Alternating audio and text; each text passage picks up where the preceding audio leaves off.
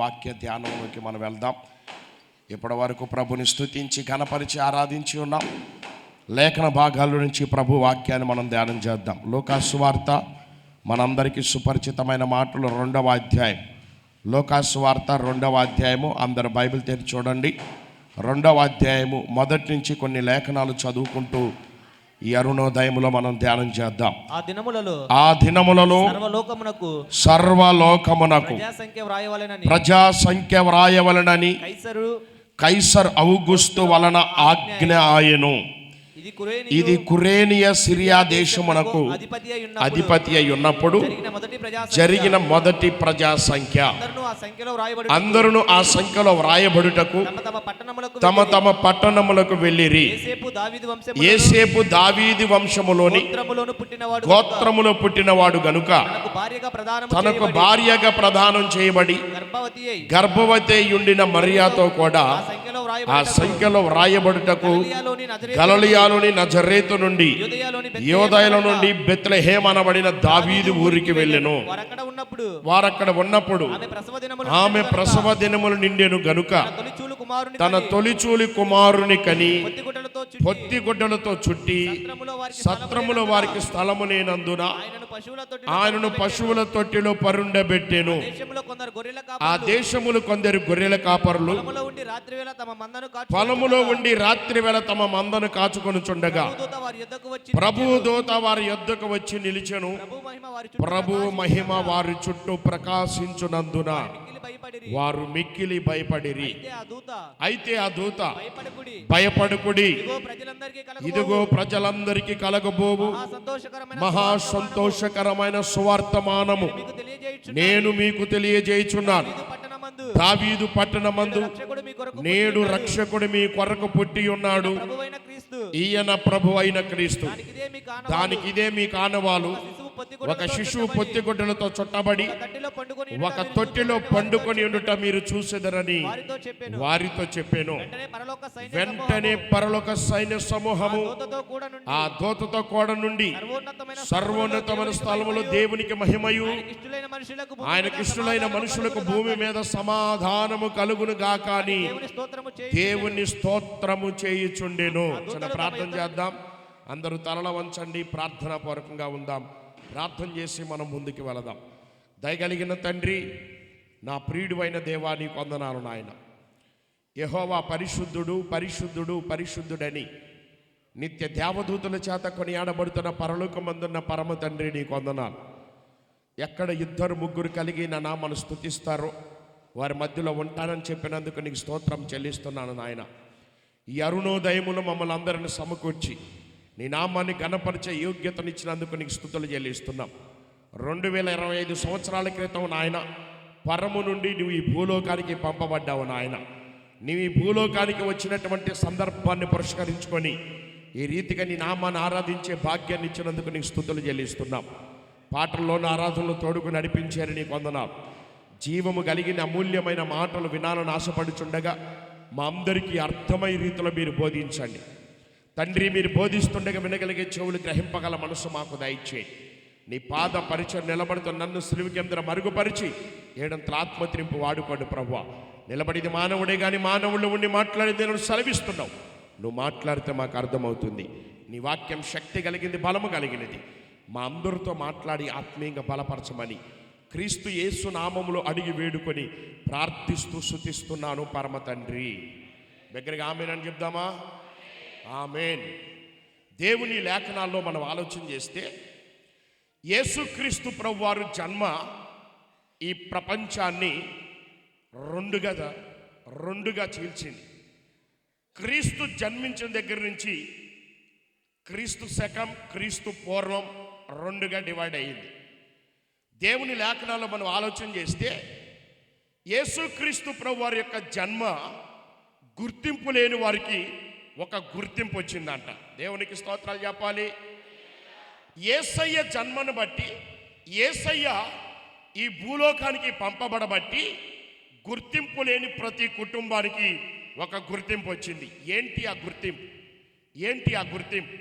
దేవుని నమ్మగలిగితే నీకంటూ ఒక గుర్తింపు ఉంది. యేసు రక్తంలో కడగబడిన ప్రతి ఒక్కరికి ఒక గుర్తింపు ఉంది. ఏంటో తెలుసా? యేసు రక్తములో కడగబడిన పరిశుద్ధులని. స్తోత్రాలు చెప్పండి. యేసు రక్తంలో కడగబడిన ప్రతి ఒక్కరికి ఒక గుర్తింపు ఉంది. దేవుని నమ్మినటువంటి, యేసయ్యను నమ్మినటువంటి ప్రతి ఒక్కరికి దేవుడు ఒక గుర్తింపు ఇచ్చాడు. ఏంటి ఆ గుర్తింపు అని ఆలోచన చేయగలిగితే పరిశుద్ధులుగా, నీతిమంతులుగా మార్చబడటానికి దేవుడు గుర్తింపు ఇచ్చాడు.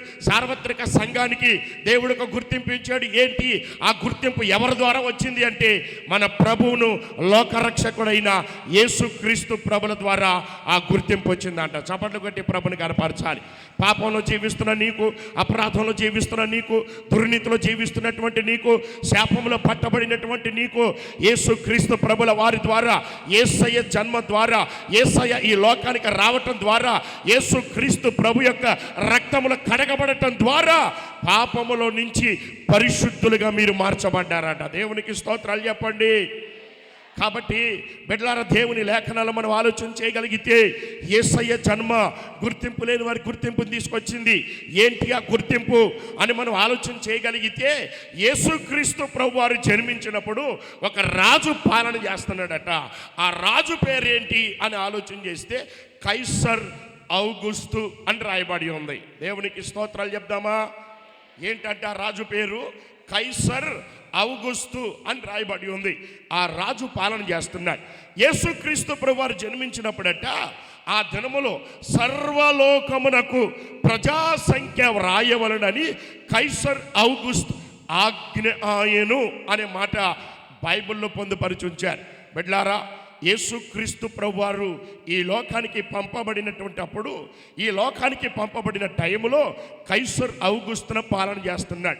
కైసర్ ఔగుస్తు అనేటువంటి ఈయన్ని ఏమని పిలుస్తారంటే, ఈయనకి పేరు సీజర్ అగస్టిస్ అని కూడా అంటారు. దేవునికి స్తోత్రం కలుగును గాక. సీజర్ అగస్టిస్ అని కూడా ఈయన పిలుస్తారు. ఈయన పేరు మీద మనకున్నటువంటి నెలల్లో ఒక నెల కూడా ఈయన పేరు మీదే వచ్చింది. ఆ పేరే ఆగస్ట్ నెల. ఈ సీజర్ అగస్టిస్ అనేటువంటి ఈ రాజు పేరు మీద నుంచే ఆగస్ట్ నెల పేరు కూడా మనకు రావటం జరిగింది. కాబట్టి బిడ్డలారా, యేసయ్య జన్మించినప్పుడు ఈ రాజు పాలన చేస్తున్నాడు. యేసయ్య జన్మించినప్పుడంట ఈ రాజుకు ఒక ఆలోచన వచ్చింది. ఏంటి ఆ ఆలోచన అని అంటే, ఇదిగో మనమందరం సర్వలోకములో ప్రజాసంఖ్య రాయాలి. ఈ ప్రపంచంలో జనాభా ఎంత ఉందో మనకు తెలియాలి. ఈ ప్రపంచ జనాభా మనం రాయాలి. ఈ ప్రపంచంలో ఉన్న ప్రతి కుటుంబాన్ని, ప్రతి కుటుంబీకుల పేర్లు మన దగ్గర ఉండాలి, మన లిస్టులో ఉండాలి అని ఆ రాజు ఆలోచన చేసి యేసయ్య జన్మించినప్పుడే సర్వలోకానికి ప్రజాసంఖ్య రాయటం జరిగింది. రెండు చేతులెత్తి స్తోత్రాలు చెప్పాలి. క్రీస్తు జన్మ గుర్తింపు లేని వారికి గుర్తింపును తీసుకొస్తుంది. యేసయ్య జన్మ గుర్తింపు లేని కుటుంబానికి ఇప్పుడు గుర్తింపును తీసుకొస్తుంది. ఏంటి ఆ గుర్తింపు అని అంటే, ఎక్కడ ఆ ఊరి పేరు, ఆ ప్రజల పేరు ఎవరికి తెలియకపోయినా ప్రతి గ్రామస్తుడు, ప్రతి పట్టణస్థుడు ఖచ్చితంగా ఈ ప్రజాసంఖ్యలో పేర్లు రాయించుకోవాలంట. ప్రజాసంఖ్యలో పేరు రాయించుకోవటం అంటే అర్థం ఏంటంటే, గుర్తింపు లేని ప్రతి కుటుంబానికి గుర్తింపు అనేది వచ్చిందంట. దేవునికి మహిమ కలుగును గాక. ఈ రాజు పాలన చేస్తున్నటువంటి టైంలో ప్రభు జన్మించాడు. ఆయన జన్మించినటువంటి ఆ టైంలోనే, ఆ సమయంలోనే ఈయనంట సర్వలోకానికి ప్రజాసంఖ్య వ్రాయాలని ఆజ్ఞ జారీ చేశాడు. సర్వలోకం అంటే ఏంటి అర్థం? సర్వలోకం అంటే ఈ ప్రపంచంలో ఉన్న ప్రజలందరూ అని అర్థం అన్నమాట. అంటే యేసయ్య జన్మ ప్రపంచ ప్రజలందరికీ ఒక గుర్తింపు వచ్చేసింది. దేవునికి స్తోత్రం కలుగును గాక. క్రీస్తు జన్మతో ప్రపంచ ప్రజలకు మేలు జరిగింది. యేసయ్య జన్మతో ప్రపంచ ప్రజలందరికీ గుర్తింపు అనేది వచ్చిందట. అప్పటి వరకు వీళ్ళు పలానా ఇంటి వారు, వీళ్ళు పలానా కుటుంబీకులు, వీళ్ళు పలానా, వీళ్ళ గ్రామం పలానా, వీరి పట్టణం పలానా, ఈ పట్టణంలో ఎంతమంది ఉన్నారు, ఈ గ్రామంలో ఎంతమంది జనాభా ఉన్నారు అనే సంగతి తెలీదు. యేసయ్య జన్మతోనే ఏ పట్టణంలో ఎంతమంది ఉన్నారో, ఏ గ్రామంలో ఎంతమంది ఉన్నారో, ఏ ప్రదేశంలో ఎంతమంది నివసిస్తున్నారో ఒక గుర్తింపు యేసయ్య జన్మ ద్వారా ప్రపంచ మానవాళ్ళందరికీ జనాభా లెక్కల్లో చేర్చడం జరిగిందంట. దేవునికి స్తోత్రం చెప్దామా? దేవుని లేఖనాలు మనం ఆలోచన చేయగలిగితే 2వ వచనంలో అంటాడు, ఇది కురేనియు సిరియా దేశములకు అధిపతి అయి ఉన్నప్పుడు జరిగిన మొదటి ప్రజా సంఖ్య అని రాయబడి ఉంది. అంటే ప్రపంచంలో ఏనాడు కూడా ప్రజా సంఖ్య రాయల. ప్రపంచంలో ఏనాడు కూడా ప్రజా సంఖ్య అంటే జనాభా లెక్కలు రాయలేదు. యేసయ్య జన్మించినప్పుడే, యేసయ్య ఈ లోకానికి వచ్చినప్పుడే, యేసయ్య ఈ లోకానికి పంపబడినప్పుడే, ఆయన పరము నుండి ఈ లోకానికి రావటం ద్వారా ఈ ప్రపంచ మానవాళ్ళందరికీ ఒక గుర్తింపు అనేది దక్కింది. దేవునికి స్తోత్రం కలుగును గాక. కాబట్టి ఆజ్ఞ జారీ అయింది. ఆజ్ఞ జారీ అయితే యోసేపు మరియా వీరిరువురు కూడా ప్రజా సంఖ్యలో వారి పేర్లు రాపించుకోవటం కోసం ప్రయాణమై సిద్ధపాటు కలిగి రావటం జరిగిందంట. దేవునికి స్తోత్రం కలుగునుగాక. వీరు ఎక్కడి నుంచి ఎక్కడికి వచ్చారు అని మనం ఆలోచన చేస్తే 4-5 వచనాలు చదవండి ఒకసారి. యేసేపు దావీదు వంశములోను గోత్రములో పుట్టినవాడు కనుక తనకు భార్యగా ప్రదానం చేయబడిన గర్భవతి అయి ఉండిన మరియతో కూడా ఆ సంఖ్యలో వ్రాయబడుటకు గలిలయలోని నజరేతు నుండి యోదయలోని బెత్లెహేము అనబడిన దావీదు ఊరికి వెళ్ళెను అని రాయబడి ఉంది. కాబట్టి బిడ్డలారా, వీరు ఎక్కడి నుంచి ప్రయాణం అయ్యారంటే గలిలయలోని నజరేతు నుండి బయలుదేరారంట. ఈ నజరేతు నుండి బయలుదేరి యోదయ ప్రదేశంలో బెత్లెహేం అనేటువంటి ఒక ఊరు ఉంది. ఆ ఊరికి ప్రయాణమై వచ్చారు. చరిత్ర ఏం చెప్తుందంటే సుమారుగా దాదాపు నజరేతు నుండి బెత్లెహేము కంట 80 మైళ్ళ దూరం అంట. 2 చేతులు ఎత్తి స్తోత్రాలు చెప్పాలి. 80 మైళ్ళ దూరం వారు ప్రయాణం చేశారు. ఈ 80 మైళ్ళ దూరం ప్రయాణము అప్పట్లో వాహనాలు ఏం లేవు.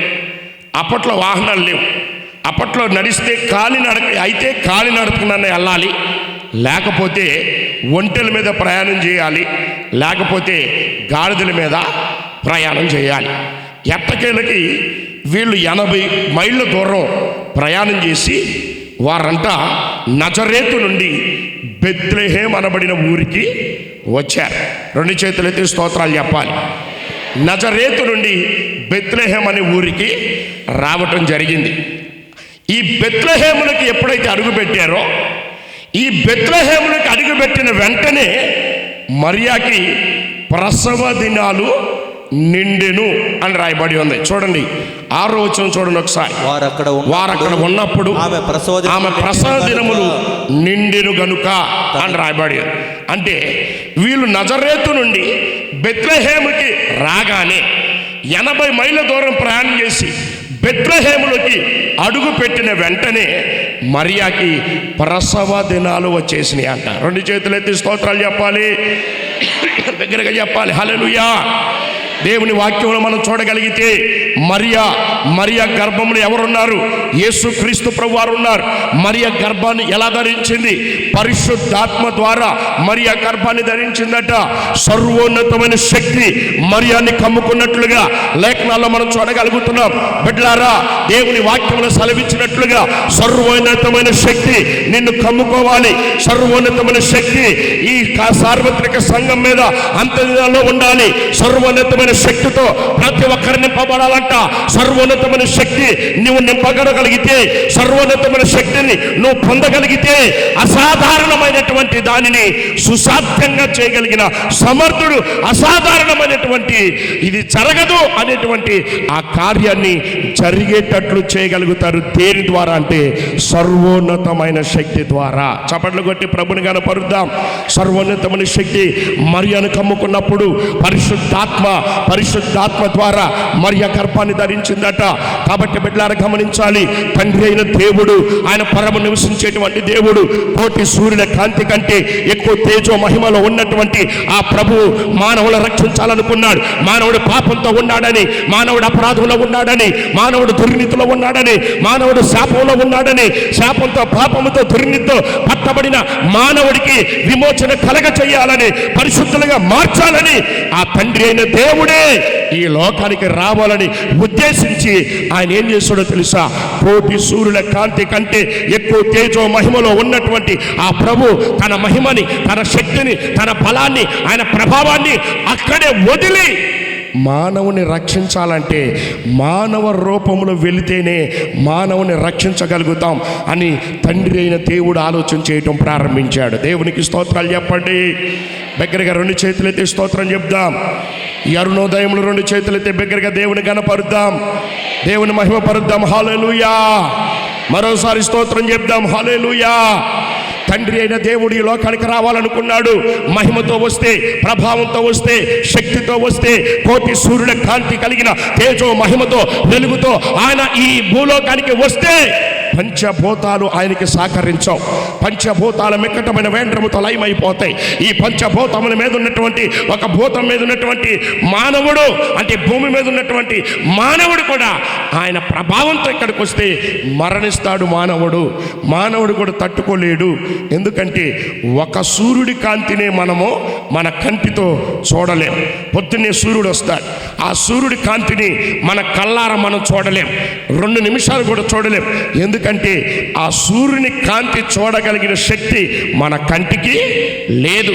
ఒకవేళ బలవంతంగా చూడాలని ప్రయత్నం చేసినా సూర్యుడి వైపు అలా చూస్తే నీ కంటిలో సెషన్స్ అన్ని కూడా దెబ్బతింటాయి.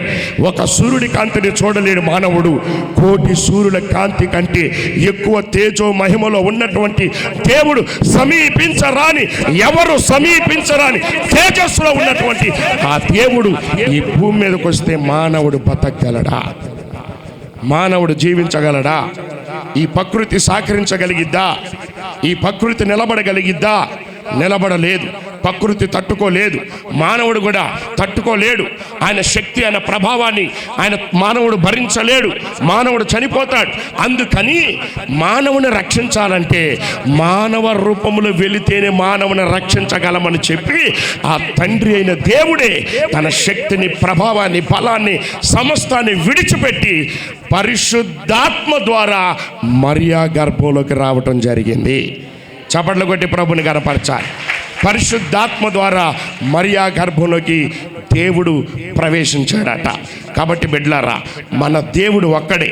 ఆయన తండ్రి, కుమార, పరిశుద్ధాత్మ త్రియేక దేవుడు అంట. చప్పట్లు కొట్టి ప్రభుని కనపరచాలి.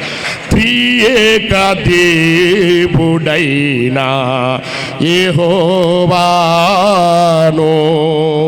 కెరూబులు సెరాపులు నిత్యము ఆరాధించెదరు. త్రియేక దేవుడైనా యెహోవాను పరిశుద్ధుడు, అతి పరిశుద్ధుడు అని గాన ప్రతిగానములు చేయుచు ఉందురు.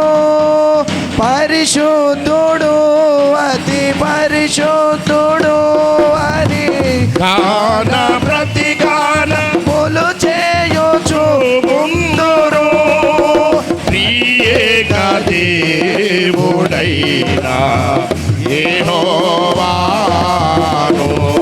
స్తోత్రం చెప్దాం అందరం కలిసి. దగ్గరగా 2 చేతులు చాచి ప్రభుని కనపడదాం. హల్లెలూయా. ఆయన త్రియేక దేవుడు. తండ్రి మహిమను విడిచి, తండ్రి ప్రభావాన్ని విడిచి, తండ్రికున్న శక్తిని విడిచి, తండ్రికున్న బలమును విడిచి ఆయన పరిశుద్ధాత్మ ద్వారా కన్య మరియ గర్భములకు వెళ్ళి కుమారుడుగా మరియా గర్భంలో పెరుగుతూ ఉన్నాడు ఆయన. స్తోత్రం చెప్తామా? పరిశుద్ధాత్మకున్న శక్తులు వేరు, పరిశుద్ధాత్మకున్న బలం వేరు. పరిశుద్ధాత్మకి గర్భాన్ని రప్పించగలిగిన శక్తి కూడా ఉంది. దేవునికి స్తోత్రం కలుగునుగాక. పరిశుద్ధాత్మ దేవునికి సంతానం లేని వారికి సంతాన ప్రాప్తిని కలగజేసే శక్తి ఉంది. దేవునికి స్తోత్రాలు చెప్పాలి. పరిశుద్ధాత్మ దేవునికి గర్భఫలం రాని వారికి గర్భఫలం ఇచ్చే అర్హత, శక్తి, ప్రభావం పరిశుద్ధాత్మ శక్తికి ఉంది. దేవునికి స్తోత్రాలు చెప్పాలి. పరిశుద్ధాత్మ దేవునికి ఉన్న శక్తి ఏంటి అని అంటే సంతానం లేని వారికి సంతాన ప్రాప్తిని కలగ చేయగలిగిన సమర్థుడు ఆయన. రెండు చేతులు ఎత్తి స్తోత్రాలు చెప్పాలి. పరిశుద్ధాత్మ ద్వారా కన్య మరియ గర్భములకి ప్రవేశించాడు. పరిశుద్ధాత్మ ద్వారా కన్య మరియ గర్భంలోకి దేవుడు వెళ్ళాడు. ఒక కన్యక కుమారుని ఎలా కంటది, పెళ్లి కాని స్త్రీ కుమారుని ఎలా కంటది అని చరిత్రలో నానా విధాలైన మనుషులు రకరకాలుగా అనుకుంటారు. కన్యక గర్భవతి అవ్వటం ఏంటి అని మైండ్ లేనోడు ఒకడు ఈ మధ్య యూట్యూబ్లో సంచారం చేస్తున్నాడు. కన్యక గర్భం అవటం ఏంటి అని ఇక మనం లేఖనాల్లో మనం ఆలోచన చేయగలిగితే, లేదా ప్రపంచంలో ఇప్పుడు జరుగుతున్న పరిస్థితులు కూడా మనం ఆలోచన చేయగలిగితే, గర్భాన్ని కొనుక్కొని తెచ్చుకొని పెంచుకున్న పరిస్థితులు ఈనాడు ప్రపంచంలో మనం చూస్తున్నాం. దేవునికి స్తోత్రాలు చెప్పాలి. గర్భాన్ని కొనుక్కోవట్లేదా, ఎగ్స్ కొనుక్కోవట్లేదా, కొనుక్కొని కడుపులో గర్భాన్ని పెంచుకొని పిల్లల్ని కంటున్న పరిస్థితులు ఉన్నాయి. మరి ఇది ఎలా సాధ్యపడింది? ఇది ఎలా సాధ్యపడింది? ఒక పురుషుడు కణాలు లేకుండా గర్భం ఎలా వస్తుంది? ఇది ఎలా సాధ్యపడుతుంది? దేవుడిచ్చిన సృష్టిలో మానవుడు కనిపెట్టి మెడిసిన్ తయారు చేసి పురుషుడు కణాలు లేకుండా గర్భాలు రప్పించట్లేదా? చాలామంది మనం పేపర్లో చూడలేదా? గర్భాలు ఎంతమంది పిల్లల్ని ఇంజెక్షన్ ద్వారా కంటున్నారు, పురుషుడు కణాలు లేకుండా కంటున్నారు కదా. మరి అది ఎలా సాధ్యపడింది? ఈనాడు దినాల్లో అది సాధ్యపడినప్పుడు ఆనాడు దినాల్లో కన్యక గర్భవతి అవ్వటం పెద్ద విషయమే కాదు. ఆయన ఒకటి పరిశుద్ధాత్మ ద్వారా కన్యక గర్భవతి అయింది, కానీ స్త్రీ పురుషుల కలయిక ద్వారా కన్యక గర్భవతి అవల. దేవునికి స్తోత్రాలు చెప్పండి బిగ్గరగా. రెండు చేతులెత్తి దేవునికి స్తోత్రాలు చెప్పాలి. మరోసారి బిగ్గరగా దేవుని స్తుతిద్దాం. హల్లెలూయా. పరిశుద్ధాత్మకున్న శక్తి, పరిశుద్ధాత్మ ఎక్కడికైనా ప్రవేశించగలదు. పరిశుద్ధాత్మకున్న శక్తి ఎక్కడికైనా వెళ్ళగలదు. పరిశుద్ధాత్మ దేవుడు ఎక్కడికైనా ప్రవేశించగలడు. ఆయన ఎక్కడికైనా వెళ్ళగలడు. ఆయన మరణించి పునరుద్ధరణ విజయశ్వరుడిగా తిరిగి లేస్తే ఆయన శిష్యులు ఒక గదిలో ఉంటే గదులన్నీ తలుపులు వేసుకున్నప్పుడు ఆ పరిశుద్ధాత్మ దేవుడు వారి మధ్యలోకి వెళ్ళలేదా? వారి మధ్య ప్రత్యక్షం అవ్వలేదా? పరిశుద్ధాత్మ ఎక్కడికన్నా ప్రవేశించగలదు, ఏదైనా చేయగలడు. దేవునికి స్తోత్రం కలుగునుగాక. రెండు చేతులెత్తి స్తోత్రాలు చెప్పాలి. బిగ్గరగా దేవుని స్తుతించి మహిమపరచాలి. హల్లెలూయా.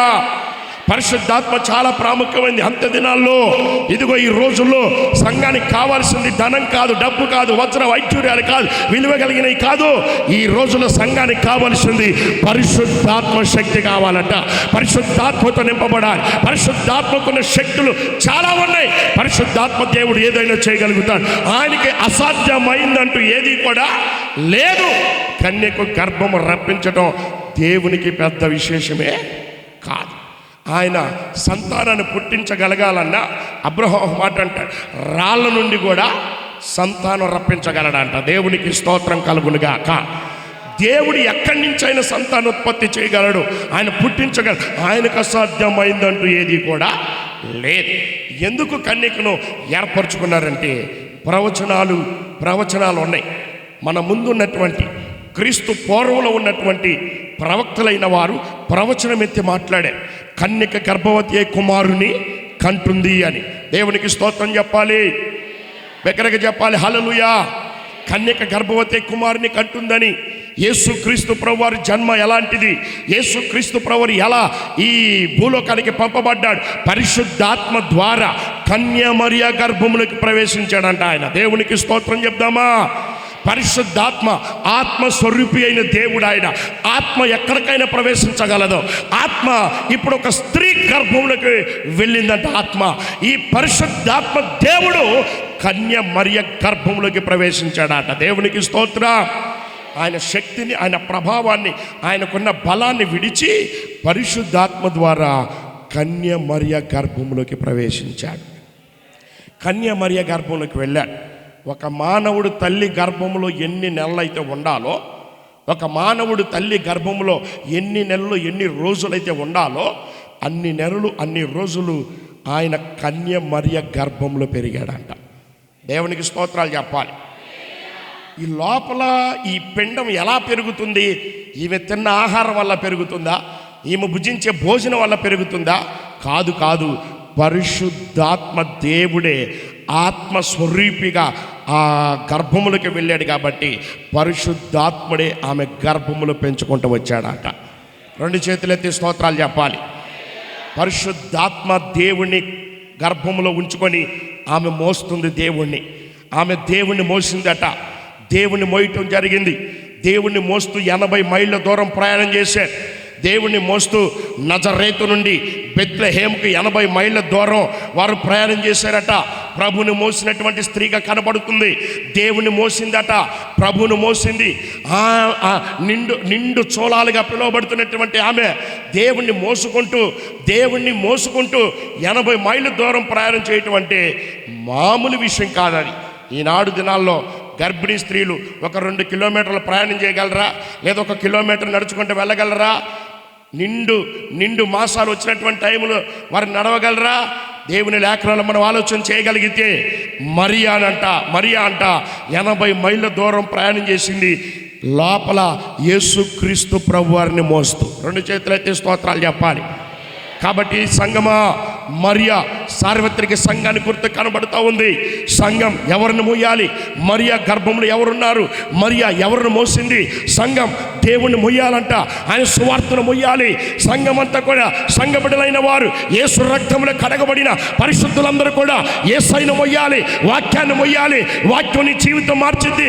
వాక్యాన్ని మొయ్యగలిగితే, ప్రభుని మోయగలిగితే, ప్రభుని హృదయంలో భద్రపరచగలిగితే, ప్రభుని హృదయంలో ఆహ్వానించగలిగితే వాక్యం నీ బ్రతుకును మార్చింది. వాక్యమైన దేవుడు నీ స్థితిగతులు మార్చగలిగిన దేవుడు ఆయన. నీ వాక్యమే నన్ను బ్రతికించింది, బాధల్లో నాకు నెమ్మదిచ్చిందని భక్తులు ప్రఖండాలై పలికి ప్రభుని స్తుతించారట. దేవుడికి స్తోత్రం కలుగును గాక. నీవు దేవుని మోస్తున్నావా? దేవుడు నీ హృదయంలో ఉన్నాడా? వాక్యం నీ హృదయంలో ఉందా? వాక్యాన్ని మోసేటువంటి వ్యక్తిగా నువ్వు కనబడుతున్నావా? దేవుని మోసే వ్యక్తిగా మీరందరూ సిద్ధపడాలని దేవుని వాక్యం ద్వారా ప్రభు ఈరోజు మనతో మాట్లాడుతున్నాడు. మరియా ఆమె గర్భములో క్రీస్తు ప్రభు వారు పెరుగుతున్నాడు. ప్రభును మోసిందంట. ప్రభును మోస్తూ భారంగా ఫీల్ అవ్వాల. ప్రభును మోస్తూ ఆమె భారంగా ఆలోచన చేయలా. ప్రభును మోస్తూనే ఉంది. దేవుని మాటకు లోబడింది. దేవునికి స్తోత్రం కలుగును గాక. దేవుని మాటకు లోబడి ప్రభును మోసిందట. ఈరోజు నువ్వు దేవుని మోయగలుగుతున్నావా? ఈరోజు దేవుని హృదయంలోకి ఆహ్వానించగలుగుతున్నారా? ఈరోజు మీ హృదయంలో వాక్యాన్ని ఉంచగలుగుతున్నారా? హృదయంలో శాపము, పాపము, లోకము ఎంతవరకు? ఇదిగో ఈ క్రిస్మస్ రోజైనా సరే నీ హృదయంలో పాపాన్ని, శాపాన్ని, ఈ లోక తలంపుల, లోకాశ, నేత్రాశ, శరీరాశ, జీవపు డంబాల్ని తీసివేసి యేసయ్యని హృదయంలోకి ఆహ్వానించండి.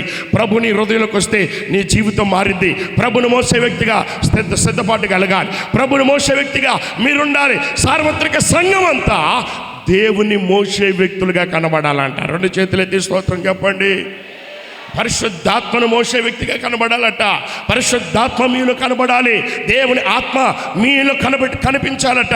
మీలో కనబడాల్సింది పరిశుద్ధాత్మ, మీలో కనబడాల్సింది దేవుని స్వరూపం, నీలో కనబడాల్సింది దేవుని వాక్యం, నీలో కనబడాల్సింది దేవుని యొక్క శ్రేష్టమైనటువంటి స్వరూపాలు మీ ముఖాల్లో కనబడాలంట. 2 చేతులెత్తి స్తోత్రాలు చెప్పాలి. బిగ్గరగా చెప్పాలి హల్లెలూయా. మరియా యేసుక్రీస్తు ప్రభు వారిని గర్భంలో ఉంచుకొని మోసిందంట. ఎప్పటి వరకు మోసింది అనంటే, ఒక మానవుడు తల్లి గర్భములో ఎన్ని రోజులు ఎన్ని నెలలైతే ఉండాలో అన్ని నెలలు అన్ని రోజులు దేవుడు కన్య మరియ గర్భంలో పెరుగుతున్నాడు. స్తోత్రం చెప్పండి అందరు కలిసి. దగ్గరగా చెప్పాలి హల్లెలూయా. ఇకపోతే 6వ వచనం అంటాడు, వారక్కడ ఉన్నప్పుడు ఆమె ప్రసవ దినములు నిండెను గనుక అని రాయబడి ఉంది. వారు ఎప్పుడైతే బెత్లెహేములకు అడుగుపెట్టారో, బెత్లెహేములకు అడుగుపెట్టిన వెంటనే ఆమె ప్రసవ దినాలు నిండినాయి అంట. దేవునికి స్తోత్రం చెప్దామా? 2 చేతులెత్తి స్తోత్రాలు చెప్పాలి బిగ్గరగా. బెత్లెహేములకు అడుగుపెట్టిన వెంటనే ప్రసవ దినాలు నిండిపోయినాయి అంట. గమనించాలి, బెత్లెహేం దావీదు పురం, దావీదు పట్టణం సియోను కోట అని రకరకాల పేర్లు పెట్టబడ్డాయి. ఈ దావీదు పుర్రాన్ని దావీదే కట్టించాడు. దావీదు రాజుగా పాలన చేస్తున్న టైములో సియోను కోటని రాజధానిగా చేశాడు, రాజధాని కట్టించాడు, కోటను కట్టుకున్నాడు. దానిని దావీదు పురం అని చెప్పారు, దావీదు ఊరని చెప్పారు. బెత్లెహేం అని పిలువబడుతుంది. ఆ ప్రాంతంలో ఈ దావీదు పురములకు ఎప్పుడైతే అడుగు పెట్టారో ప్రసవ దినాలు నిండాయంట.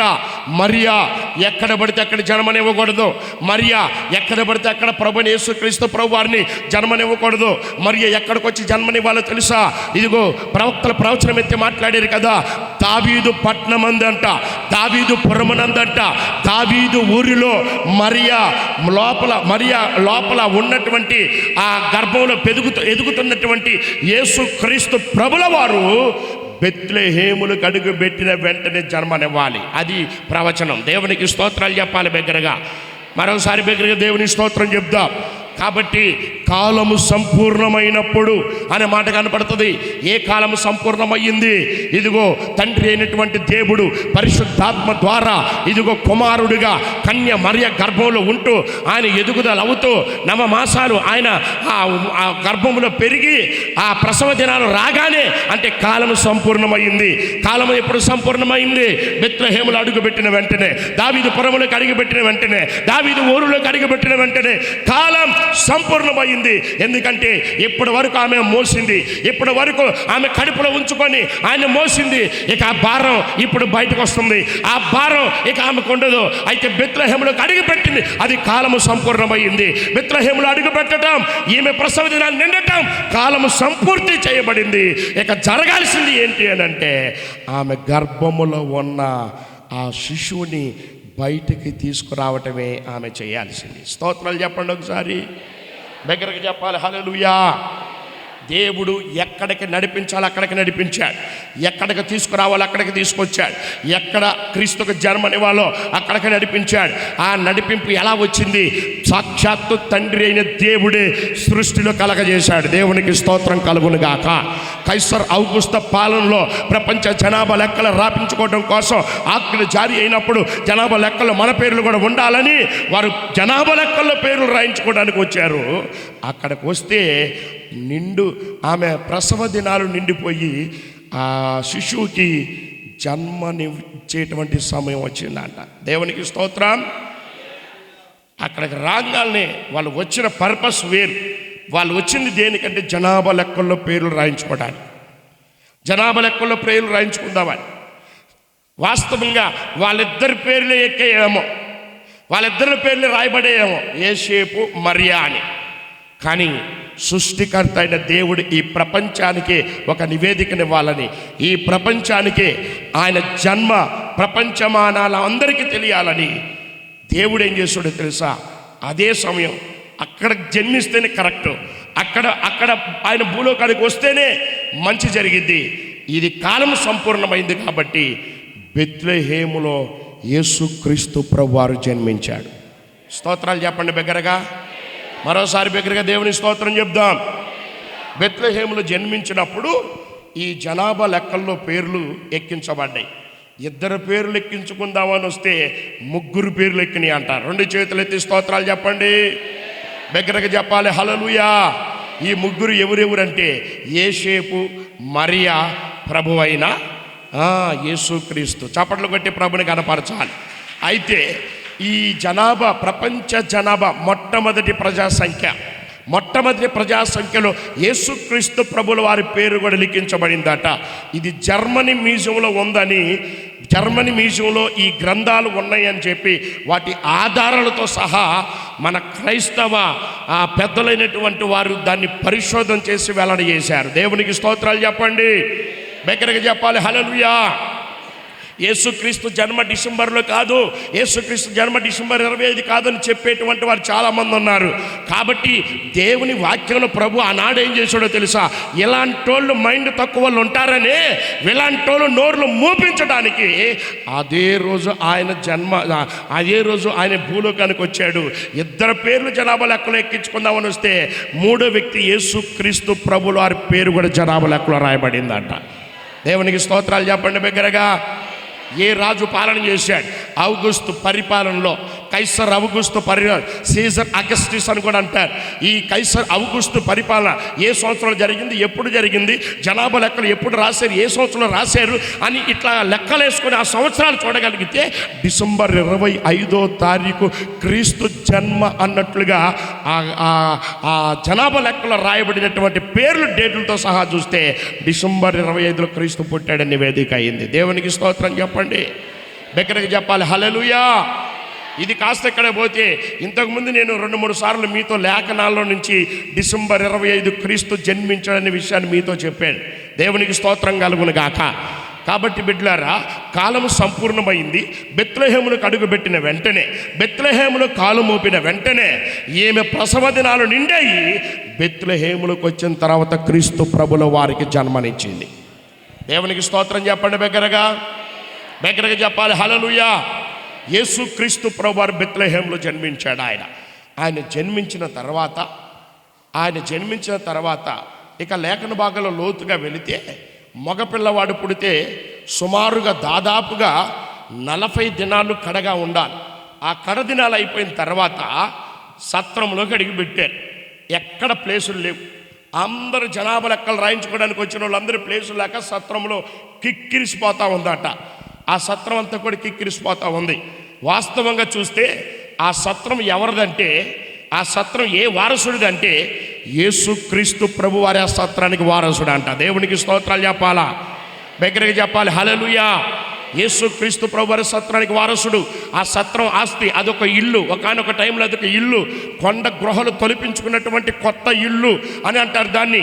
ఆ ఇల్లు ఒకానొక టైంలో ఎవరిది అని అంటే రూతు బోయజులు వివాహ సందర్భంగా గుర్తుగా కట్టుకున్న కొత్త ఇల్లు అనమాట అది.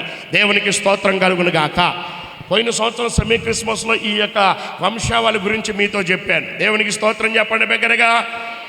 కాబట్టి ఆ గృహం యేసు క్రీస్తు ప్రభు వారి వారసుడు. ఆ సత్రానికి వారసుడు అడిగి వస్తే వారసుడు ఉండటానికి స్థలం లేదు, అక్కడ కిక్కిరిసిపోతూ ఉంది. సరే ఇంక మా స్థలం ఎక్కడుంది అని ఆలోచన చేసుకుంటా పోతే ఆ సత్రానికి పశువులు కట్టేసుకోవడానికి ఒక పెరటి దొడ్డి ఉంటుంది అన్నమాట. అంటే కార్ పార్కింగ్ చేసుకోవడానికి పార్కింగ్ ఉంటుంది చూసారా, ఆ టైపు. అలాగ పశువులు ఉంచుకోవడానికి చుట్టూ ఒక ప్రదేశం ఉంటుంది. ఆ ప్రదేశంలో పశువులు ఉన్నాయి. పశువులకి ఆహారం, పశువుల తొట్టి, అంటే పశువులకి ఆహారం తినడానికి వేయబడిన తొట్టె అవి ఉన్నాయి. కాబట్టి చూశారు ఎక్కడ స్థలం లేదు. ఇకపోతే ఎక్కడికి వెళ్ళారు అని అంటే పశుశాలలోకి, పశువుల పాకలోకి వెళ్ళారని లేఖనాల్లో మనం చూడగలుగుతా ఉన్నాం. చూడండి 7వ వచనం మనం చదువుదాం. తన తొలిచూలి కుమారుని కని పొత్తిగుడ్డలతో చుట్టి సత్రముల వారికి స్థలము లేనందున ఆయన పశువుల తొట్టిలో పరుండబెట్టబడిను అని రాయబడి ఉంది. గమనించండి, సత్రములో స్థలం లేదు కాబట్టి ఆయన ఎక్కడ పరుండబెట్టారంట? పశువుల తొట్టిలో పరుండబెట్టారంట. దేవునికి స్తోత్రం చెప్దామా. సత్రంలో స్థలం లేదు కాబట్టి పశువుల తొట్టిలో పరుండబెట్టారట. పశువుల తొట్టి ఒకటే ఖాళీగా ఉంది కాబట్టి ఆ పుట్టినటువంటి ఆ చిన్న శిశువుని కొత్తి గుడ్డలతో చుట్టి పశువుల తొట్టిలో పరుండబెట్టారంట. దేవునికి స్తోత్రం చెప్పండి ఒకసారి, ప్రభుని కనపడదాం మరొకసారి హల్లెలూయా. పశువుల తొట్టిలో పరుండబెట్టబడ్డారు. ఈలోపు దేవుని దూత గొర్రెల కాపరులను దర్శించడం జరిగింది. 2 చేతులు ఎత్తి స్తోత్రం చెప్పండి. దేవుని దూత గొర్రెల కాపరులను దర్శిస్తున్నాడట. దేవుని దూత గొర్రెల కాపరులకి ప్రత్యక్షమయ్యాడు. చూడండి 8వ వచనం రాయబడి ఉంది. ఆ దేశంలో కొందరు గొర్రెల కాపరులు పొలములో ఉండి రాత్రి వేళ తమ మందలు కాచుకొనుచుండగా ప్రభు దూత వారి యొద్దకు వచ్చి నిలిచెను. ప్రభు మహిమ వారి చుట్టూ ప్రకాశించునందున వారు మిక్కిలి భయపడిరి. గమనించండి ప్రియులారా, దేవుని దూత యేసుక్రీస్తు ప్రభు వారు పుట్టినటువంటి విషయాన్ని గొర్రెల కాపరులకు తెలియజేయాలనుకున్నాడు. అందుకని పొలములో గొర్రెల కాపరులు గొర్రెలు కాచుకుంటున్నారట. ఆ పొలం ఎవరిదో తెలుసా? ఒకానొక టైంలో క్రీస్తు పూర్వములో, క్రీస్తు పుట్టక ముందు రూతు ఏ పొలములో అయితే పరిగె ఏరుకుందో, ఏ పొలములకైతే అడుగుపెట్టి రూతు పరిగె వేరుకుందో ఆ పొలమే గొర్రెల కాపర్లు గొర్రెలు కాచుకుంటున్నారని చరిత్ర చెప్తా ఉంది. దేవునికి స్తోత్రం చెప్పండి, దగ్గరగా చెప్పాలి హల్లెలూయా. పొలము సంఘానికి గుర్తు కనబడతా ఉంది, కాపర్లు సేవకులకి సువార్థికులకు గుర్తు కనబడతా ఉన్నారు. కాబట్టి బిడ్డలారా, గొర్రెలు సంఘ బిడ్డలకు గుర్తుగా కనబడతా ఉన్నారు. సంఘం ఎక్కడుండాలి? ఇదిగో విశ్వాసులు ఎక్కడుండాలి? లోకంలో శాపంలో కాదు ఉండాల్సింది, పాపంలో కాదు ఉండాల్సింది. ఇదిగో ప్రతి విశ్వాసి, ప్రతి వ్యక్తి పొలముగా పిలువబడుతున్న సంఘములో ఉండాలట. దేవునికి స్తోత్రం కలుగును గాక. కాబట్టి సంఘములో ఉండాలి. గొర్రెల కాపరులు పొలములు గొర్రెలు కాచుకుంటే దేవుని దూత అకస్మాత్తుగా ఉండట్టు ఉండి వారికి ప్రత్యక్షమయ్యాడంట. దేవుడు ప్రత్యక్షం అవ్వాలంటే ఎక్కడ పడితే అక్కడ ఉంటే ఆ దేవుడు ప్రత్యక్షం అవ్వడు. ఆయన పరిశుద్ధుడు కనుక మీరు కూడా పరిశుద్ధులై ఉండడని దేవుడు చెప్పాడు. అదిగో ఆయన ప్రత్యక్షతను కనపరచుకోవటం కోసం ఇదిగో మీరు రేపు లేచి దేవుడి ప్రత్యక్షత కావాలి. కాబట్టి మోషే అంటాడు, ప్రజలకు చెప్తున్నాడు, దేవుడు మాట్లాడుతా అన్నాడు, దేవుడు కనపడతా అన్నాడు. కాబట్టి మీరు వచ్చి ఆ పర్వతం దగ్గరికి రండి, ఆయన మహిమను మీరు చూస్తారా అన్నాడు. దేవునికి స్తోత్రం కలుగును గాక. దేవుడు దర్శించే ప్రదేశాలు వేరు ఉంటాయి. పరిశుద్ధ ప్రదేశంలో ఉండగలిగిన దేవుడు, పరిశుద్ధ ప్రదేశం దేవుని మందిరం, సంఘం పరిశుద్ధమైంది. కాబట్టి దేవుని ప్రత్యక్షతలు నీకు కావాలి. దేవుని నువ్వు చూడాలి, దేవుని స్వరూపాన్ని చూడాలి, ఆయన ప్రసన్నతను చూడాలి, ఆయన ప్రకాశమానమైన వెలుగు నీ చుట్టూ ఆవరించాలి. కాబట్టి గొర్రెల కాపరులు ఇదిగో గొర్రెలు కాచుకుంటా ఉంటే దేవుని దూత వచ్చిన వెంటనే ప్రకాశమానమైన వెలుగు వారి చుట్టూ ప్రకాశించింది అన్న. దేవునికి స్తోత్రాలు చెప్పండి బిగ్గరగా. 2 చేతులు ఎత్తి స్తోత్రాలు చెప్పాలి. మరోసారి బిగ్గరగా దేవుని స్తోత్రం చెబుదాం. ఉదయకాల సమయంలో మరోసారి ప్రభుని కనపడదు. 2 చేతులు ఎత్తి హల్లెలూయా. దేవదూత భూమి మీదకి దిగి రాగానే ప్రకాశమానమైన వెలుగు వచ్చిందట. వెలుగైన దేవుణ్ణి నువ్వు చూడాలంటే, వెలుగు ప్రత్యక్షతలను చూడాలంటే, ఆ దేవదూత యొక్క స్వరూపాన్ని చూడాలంటే, దేవదూతల పరిచర్ను చూడాలంటే, దేవుని మందిరములు సంఘములో నీవు విశ్వాసంతో జీవించగలిగితే, విశ్వాసంతో వాక్యానుసారమైన జీవితం నీలో ఉండగలిగితే ప్రకాశమానమైన వెలుగు నీ దగ్గరకు వస్తుంది. నా దేవుని ప్రకాశమానమైన వెలుగు మిమ్మల్ని అందరినీ ఆవరించునుగాక. దేవుని ప్రకాశమానమైన వెలుగుతో మీరు నింపబడుదురు గాక. దేవుని ప్రకాశమానమైన వెలుగు మీ కుటుంబాల్లోకి దిగవచ్చును గాక.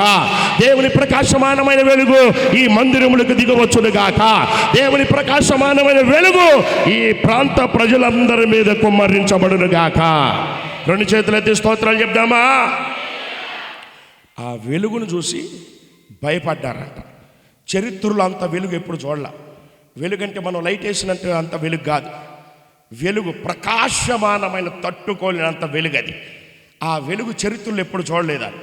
చరిత్రలో అంత ప్రకాశమానమైనటువంటి ఆ ప్రకాశాన్ని ఎప్పుడు చూడలేదా? చూసి భయపడ్డారని దేవుని దూత అంటాడు, భయపడుకుడి, ఇదిగో ప్రజలందరికీ కలగబోవు మహా సంతోషకరమైన సువార్తమానం నేను మీకు తెలియజేయుచున్నాను. దావీదు పట్టణమందు నేడు రక్షకుడు మీ కొరకు పుట్టి ఉన్నాడు, ఈయన ప్రభువైన క్రీస్తు. దానికి ఇదే ఆనవాలు. ఒక శిశువు పొత్తిగుడ్డలతో చుట్టబడి ఒక తొట్టిలో పండుకొని ఉండుట మీరు చూచెదరని వారితో చెప్పాను. వెంటనే పరలోక సైన్య సమూహము ఆ దూతతో కూడా నుండి సర్వోన్నతమైన స్థలములో దేవునికి మహిమయు ఆయనకు ఇష్టమైన మనుషులకు భూమి మీద సమాధానము కలుగును గాక అని దేవుని స్తోత్రము చేయుచుండెను. 2 చేతులెత్తి దేవునికి స్తోత్రం చెప్దాం. ఒకసారి దగ్గరగా చెప్దాం హల్లెలూయా. దూత అంటాడు, భయపడొద్దు, ఈ వెలుగు ఏందో అని చెప్పి మీరు భయపడొద్దు. వెలుగును చూసి చచ్చిపోతామనే పరిస్థితి వాళ్ళకి వచ్చింది.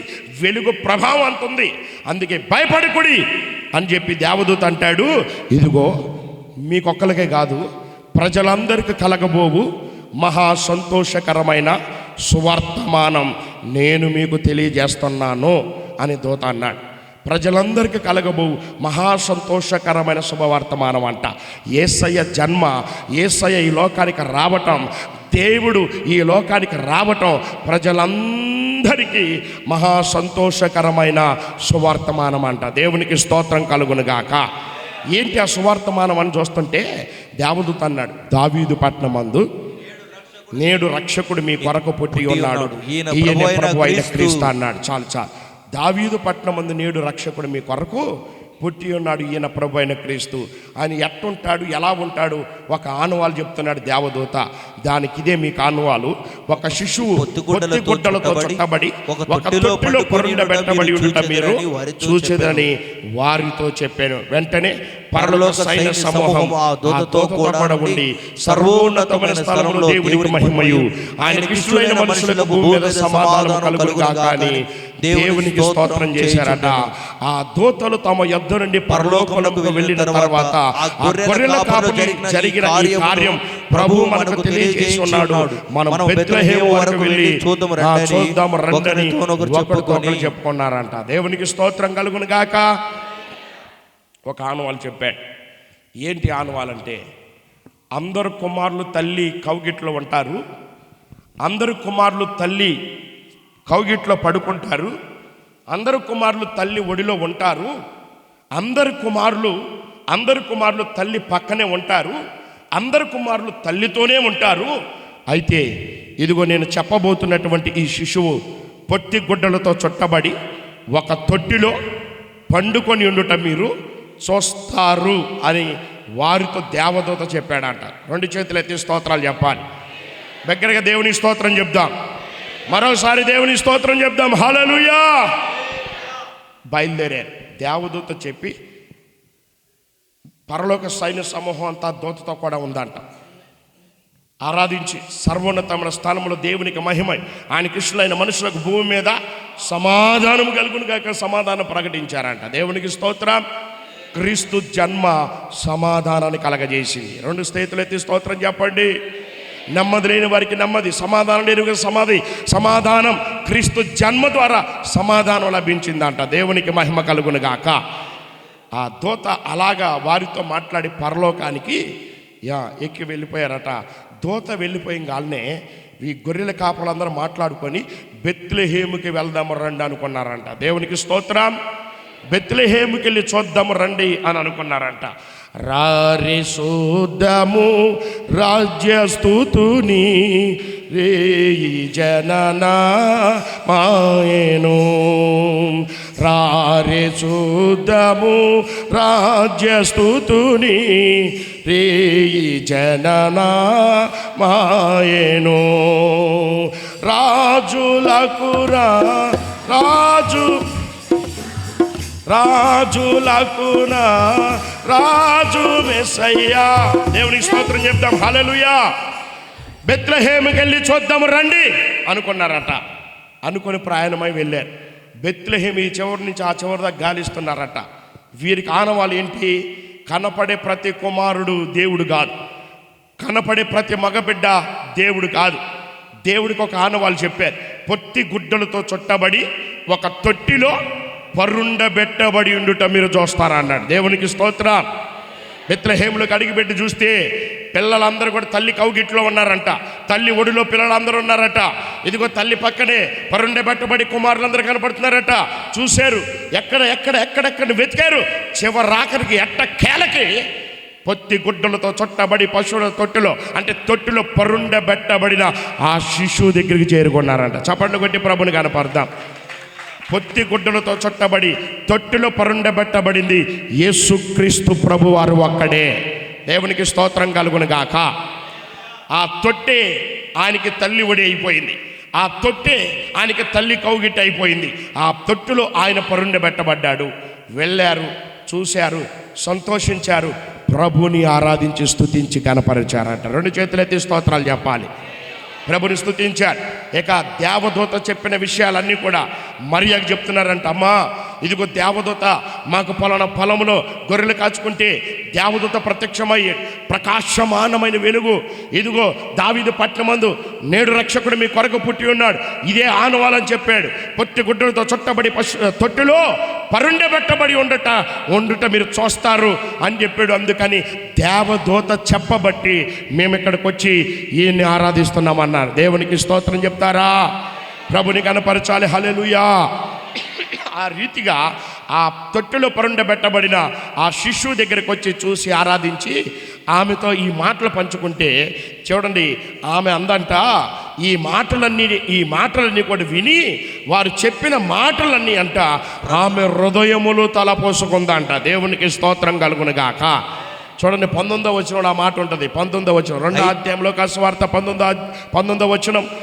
అయితే మరియ ఆ మాటలన్నీ తన హృదయములో తలపోసుకొనుచు భద్రము చేసుకొనెను. అంతటా ఆ గొర్రెల కాపరులు తమతో చెప్పబడినట్లుగా తాను విన్న వాటిని కన్న వాటిని గూర్చి దేవుని మహిమపరచు స్తోత్రము చేయుచు తిరిగి వెళ్ళిరి. 2 చేతులెత్తి స్తోత్రాలు చెప్పాలి. దూతతో ఆ మాట అది మరియతో గొర్రెల కాపరుల మాటలు పంచుకుంటే మరియ అంట ఆ మాటలన్నీ ఆమె హృదయములో తలపోసుకొని భద్రం చేసుకుందట. దేవుని వాక్యాన్ని హృదయంలో తలపోసుకుంటున్నారా? దేవుని వాక్యాన్ని హృదయంలో భద్రపరచుకుంటున్నారా? దేవుని హృదయంలో దాచుకుంటున్నారా? దేవుని సందేశాన్ని హృదయంలో ఉంచుకుంటున్నారా? ఇదిగో ఈ చెవితో వదిలేస్తే ప్రయోజనం ఏం లేదు.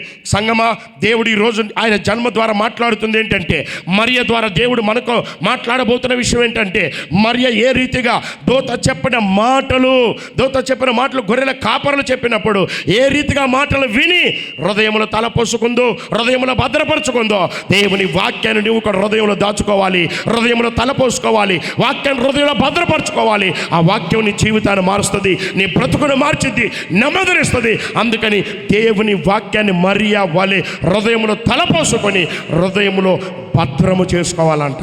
అలాంటి ఆత్మీయ జీవితం మనం కలిగి జీవించాలి. దేవునికి స్తోత్రాలు చెప్పాలి.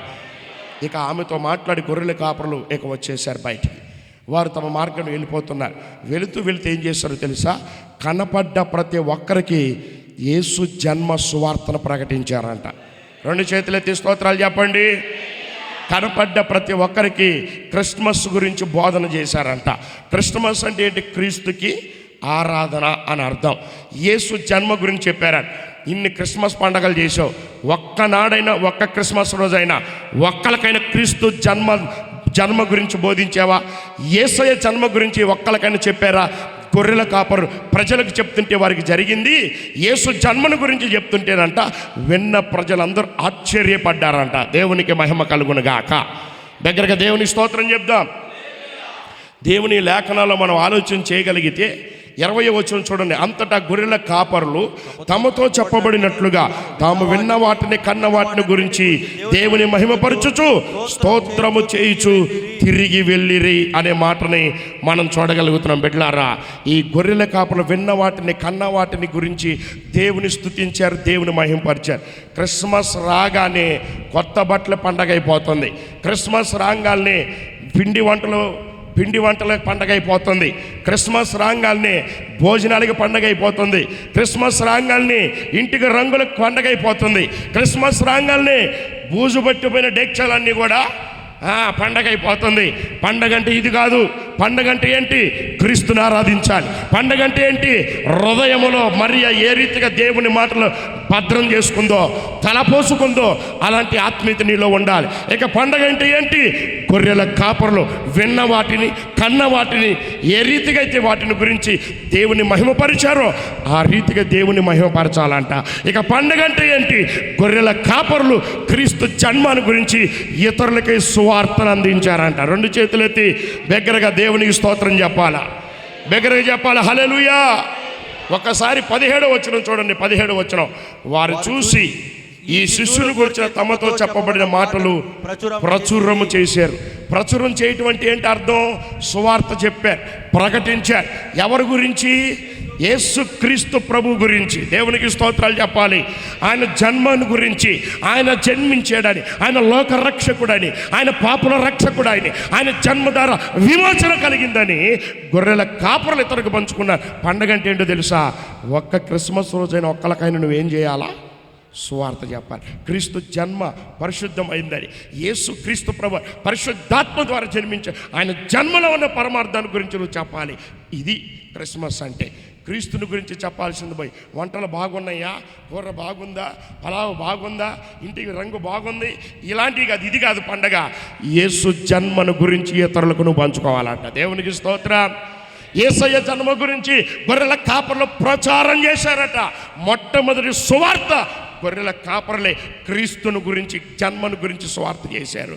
నీవు కూడా యేసు ప్రభుల వారి గురించి ఇతరులకు చెప్పాలి, ప్రచారం చేయాలి, ప్రచురించాలి. క్రీస్తు జన్మ గురించి, యేసయ్య శక్తి గురించి, యేసయ్య బలాన్ని గురించి ప్రచురించాలి. అలాంటి ఆత్మీయ జీవితం మనమందరం కలిగి జీవించాలి. అలాంటి కృప దేవుడు సార్వత్రిక సంఘానికి అనుగ్రహించునుగాక. యేసు జన్మ గురించి సువార్త చెప్పేటువంటి ఆ మహాధన్యత క్రైస్తవ బిడ్డలందరికీ దేవుడు అనుగ్రహించునుగాక. క్రీస్తు జన్మ గురించి గొర్రెల కాపులు ప్రచారం చేసినట్లుగా సంఘమంతా కూడా క్రీస్తు ప్రభుల వారి గురించి ప్రచారము చేయుదురుగాక. ప్రార్థన చేద్దాం. అందరూ తలలు వంచండి. దేవుడు తన మాటలు మన వేదికల్లో ఫలింప చేయునుగాక. ఆమె ప్రార్థన చేసుకుందాం. దయగలిగిన తండ్రి, నా ప్రియుడైన దేవానికి స్తోత్రం. పరము నుండి ఈ లోకానికి పరిశుద్ధాత్మ ద్వారా కన్య మరియ గర్భంలోకి వచ్చేవు నాయన.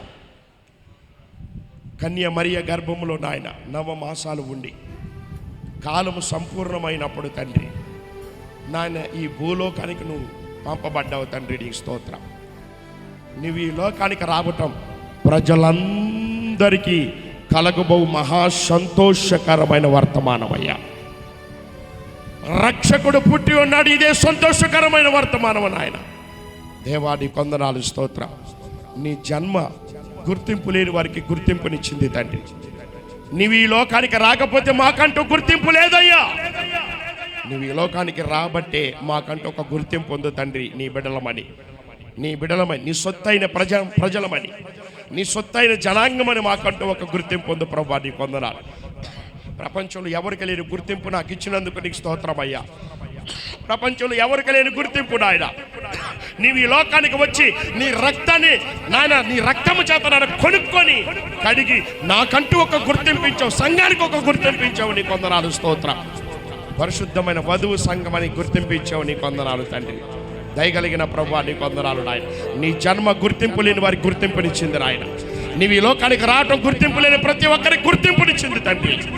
నీవు ఈ లోకానికి రావటం వల్ల ప్రజలందరికీ సంతోషం కలిగింది నాయన. నీవు ఈ లోకానికి వచ్చినటువంటి సందర్భం గొర్రెల కాపురులకు తెలియపరచబడింది నాయన. వారు విని వెళ్ళి చూశారు తండ్రి, నిన్ను ఆరాధించారయ్యా.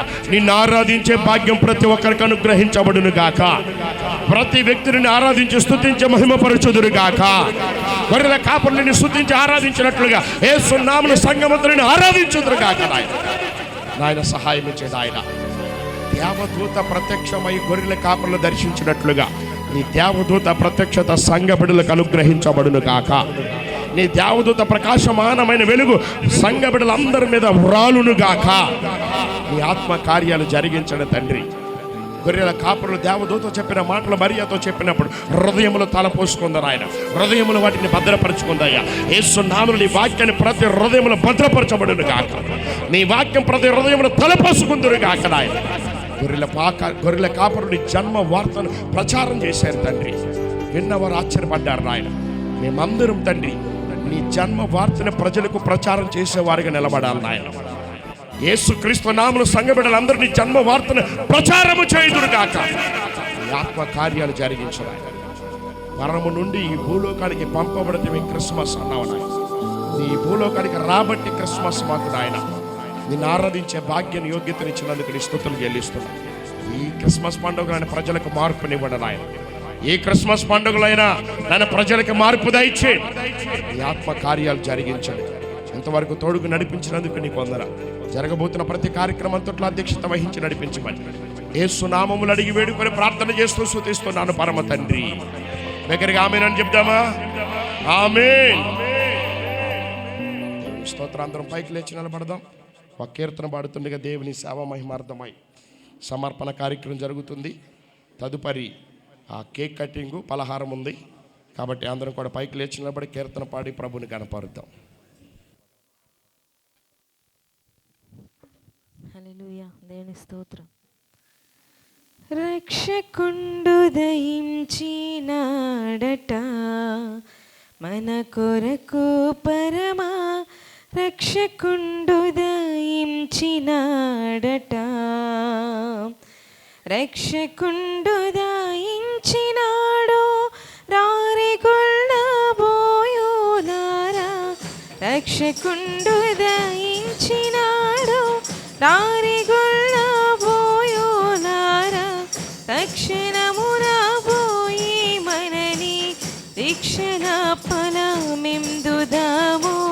రక్షకుండు దయించినాడట మన కొరకు పరమ రక్షకుండు దయించినాడట.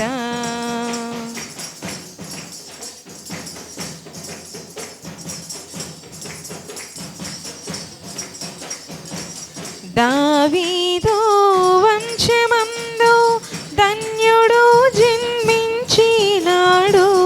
దావీదు వంశమందు ధన్యుడు జన్మించినాడు. దేవుడగు యెహోవా మనది కోనజేరి చూచినాడు. రక్షకుండు దయించినాడట మన కొరకు పరమ రక్షకుండు దయించినాడట.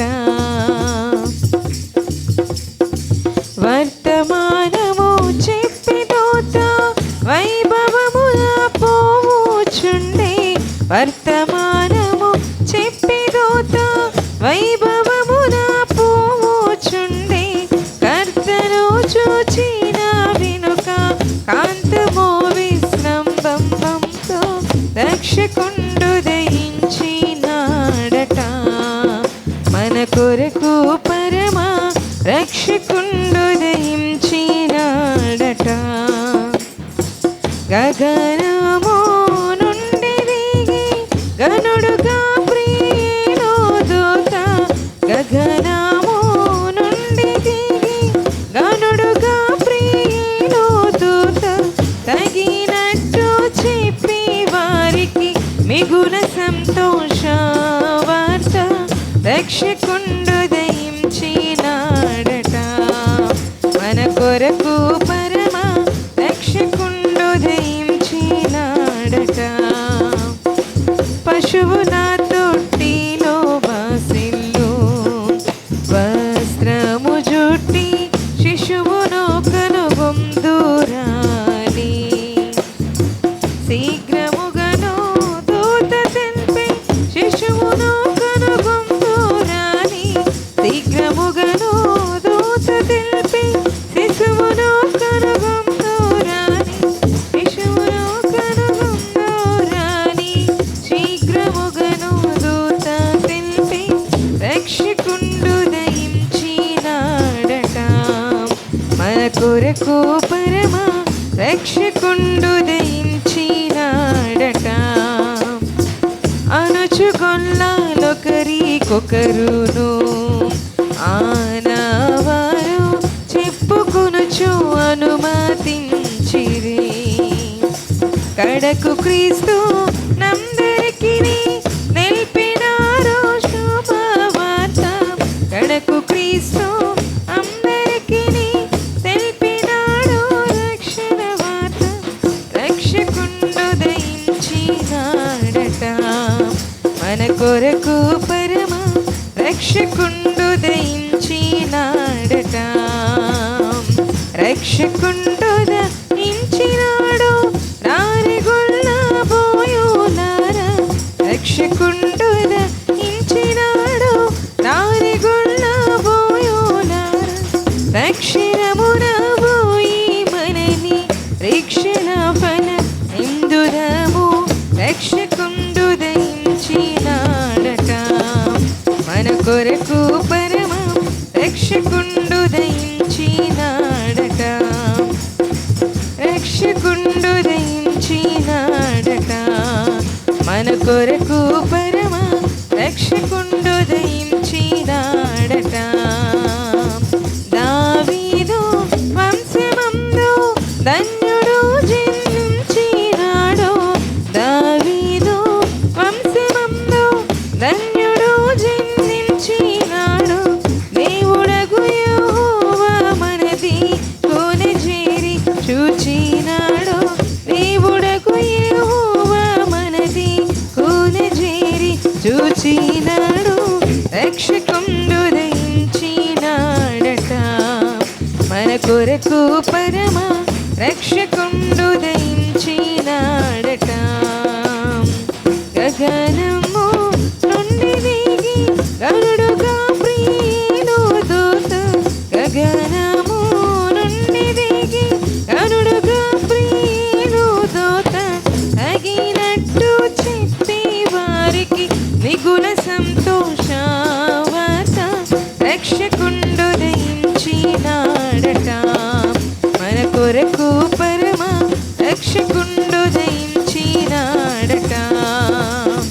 రక్షకుండు దయించినాడట మన కొరకు పరమ రక్షకుండు దయించినాడట.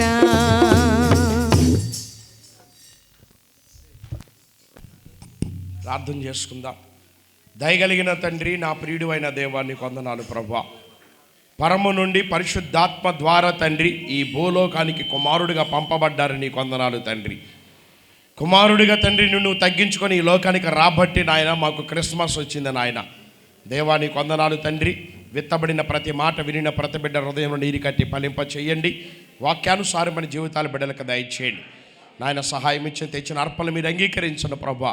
ఎత్తమైన సమర్పణ దీవించి ఆశీర్వదించండి నాయన. నాకు ఇచ్చి నన్ను అడిగి నన్ను శోధించాడులా ఆకాశ వాకిలిప్పి పట్టజలనంత విస్తారమైన దీవుని కుమ్మరిస్తా అన్నారు. నీ విస్తారమైన దీవులు యేసు నామముల బిడ్డల మీద కుమ్మరించబడును గాక. ప్రతి అవసరత యేసు క్రీస్తు మహిమలో తీర్చబడును గాక. ప్రతి విధమైన కొరతలు తీర్చబడును గాక. సర్వ సమృద్ధి యేసు నామముల ప్రతి కుటుంబాలకు దిగవచ్చును గాక నాయన. నీ ఆశీర్వాదాలు యేసు నామముల బిడ్డల్లోకి నన్ను ప్రకటిస్తున్నాము తండ్రి. సహాయం ఇచ్చేయండి. ఎత్తబడిన సమర్పణ సేవ మహిమార్థమై వాడబట్టడానికి సహాయం చేయండి. వారు చేస్తున్న ఉద్యోగాలు దీవించండి. వ్యాపారం చేసేవారిని దీవించండి. చేతి పని చేసేవారిని దీవించండి. కాంట్రాక్ట్ పని చేసేవారిని దీవించండి ఆయన. వాహనాలు నడిపేవారు రాకపోకలు తోడుగా నడిపించండి. శబ్దం తిరిగిన దగ్గరగా దూరంగా వినిచిన వారిని కూడా దీవించమని ప్రార్థిస్తున్నాం. కృపా సమాధానం తోడించను ఆయన. నీకు వందనాలు. జరగబోతున్న కార్యక్రమం అంతట్లో కూడా మీరు తోడుగా నడిపించమని యేసు నామములు అడుగుచున్నాను పరమ తండ్రి, ఆమేన్. పరలోకమందున్న మా తండ్రి, నీ నామం పరిశుద్ధపరచబడును గాక. మీ రాజ్యం మాకు వచ్చును గాక. మీ చిత్తం పరలోకమందు నెరవేరినట్లు భూమి అందు నెరవేరును గాక. మాటికి కావలసిన అనుదిన ఆహారం దినదిన మాకు దయచేయండి. మా ఎడల అపరాధం చేసిన వారిని మేము క్షమించిన ప్రకారం మా అపరాధాలు మీరు క్షమించండి. మమ్మల్ని శోధన నుంచి తేక కీడు నుంచి తప్పించండి. దుష్టు నుంచి దూరంగా ఉంచండి. రాజ్యము బలము మహిమ శక్తియు నిరంతరం నీవై ఉన్నావు తండ్రి, ఆమేన్. పరమ తండ్రి అయిన దేవుని ప్రేమ, కుమారుడైన యేసుక్రీస్తు వారి కృపయు, పరిశుద్ధాత్మ సన్నిధి సహవాసం, ఆయన భద్రత కాపుదల దీవెన ఆశీర్వాదం కుడి ఉన్న మనందరికీ, లోకంలో ఉన్న సకల పరిశుద్ధులకును, మన ప్రాంతానికి సంఘానికి మన కుటుంబాలకి సదాకాలం దేవుడు తోడై నడిపించును గాక, ఆమేన్. ఆయన వాచును ఆయన గారాము ఆయన ప్రేమ కృపలో నుండి మేలు తొలగానే నాడు ఎత్తైనా కొండలపై చీకటైనా ఇలాను పరమ గృహము చేరు వరకు ఆయన నాతో వార్చును,